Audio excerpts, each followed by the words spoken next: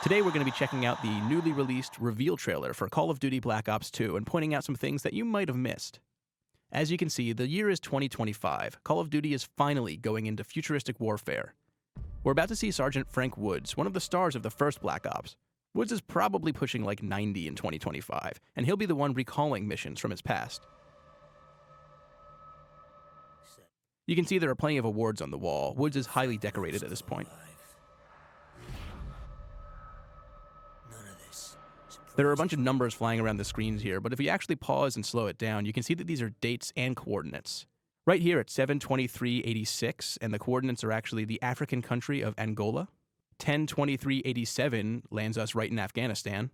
12/18/89 brings us to Panama. 7/25/25, so this is a futuristic part, and it looks like the middle of the ocean. We're guessing submarine level, something in the water.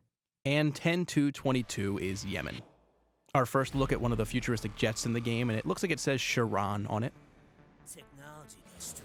This walking mech is called a Claw. It has a heavy-duty Gatling gun and a grenade launcher on it. Here's a missile launching, and those same unmanned drones from earlier. This is likely all the same scene, just cut up throughout the trailer. Flow Street on this sign is probably a proxy for Flower Street, an actual LA street. You can see an unmanned bomber hitting the building, and dozens of others flying in the sky. This is a major attack going on. Here's some more futuristic ships, which obviously have grounds in reality and look similar to some things we have today. This is a quick view of what Strike Force mode looks like from the perspective of a quad drone. On the left, we can see we're in control of a squad, and we're trying to secure a missile while protecting something else. On the bottom, you can see that there are different attacks mapped to each part of the D-pad. Looks like the futuristic government has finally perfected the Pip-Boy 3000. It's giving us a city of the map and showing that it's 2025. It also notes that we're playing as David Mason. Here's some more, hey, we're in the future, shots of different futuristic technologies to establish the setting. These are all three types of playable drones we've seen so far in the Strike Force mode. The smaller ground-based drone is significantly faster than the Claw, and is able to rain machine gun fire on grenades on enemies. It looks like there are actually some things blowing up here. Maybe the Call of Duty series is finally adding some destructible environments. This is a scene we saw in one of the single-player missions. An army of hacked US drones is attacking LA, while David Mason is on an escort mission with the president. Steals the keys. And now a change of location. One of the coordinates from earlier in the video showed that Afghanistan was a location in the game, so we're going to go ahead and guess that that's where we are now.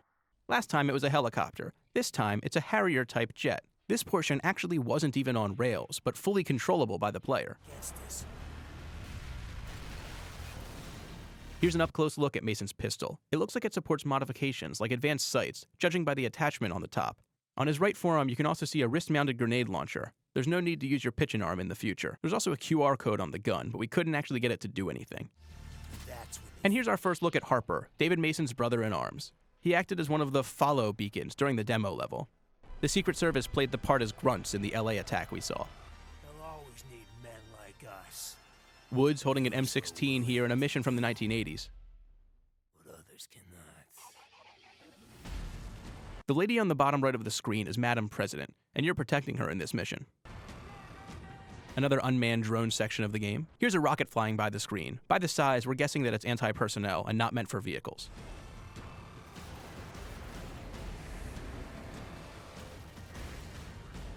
Here's something different. This is a horseback section. Don't be too confused, though. This is just one of the 1980 parts of the game.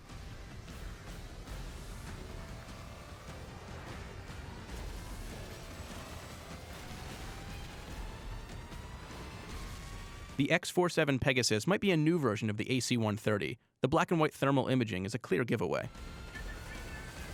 We get a good look at Harper's loadout here. He has a wrist-mounted grenade launcher, a computer attached to each arm, flashbangs, and what looks like a futuristic shotgun. And at the end, we have a few more coordinates and some more dates. 6/19/25 brings us to LA. The last date we get is 6/12/25, and half of the coordinates are cut off. All we see is 30. That could be France, Spain, Algeria, or a number of African countries. Thanks for watching, and be sure to check out GamesRadar.com for an even more in-depth analysis and a preview for Call of Duty Black Ops 2.